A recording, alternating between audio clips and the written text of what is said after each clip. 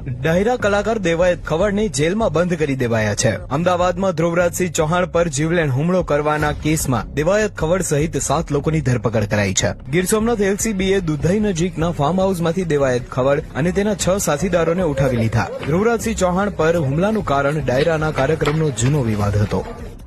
મુખ્ય કારણ જે છે એ સનાતળ ખાતે ડાયરા માટે થઈને બુકિંગ કરાવેલું અને એમાં જે કલાકાર છે એ લેટ પહોંચેલા એના કારણે થઈ અને માથાકૂટ થયેલી ત્યાં અમદાવાદ રૂરલમાં સામસામે ફરિયાદો પણ દાખલ થઈ છે.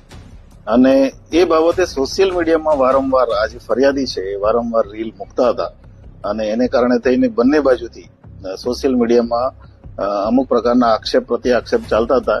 એમાંથી ઉશ્કેરાય અને કેમ કે આ ફરિયાદીએ પોતાનું સ્ટેટસ મૂક્યું હતું સોશિયલ મીડિયામાં કે અમે અત્યારે સાસણમાં છીએ એટલે એના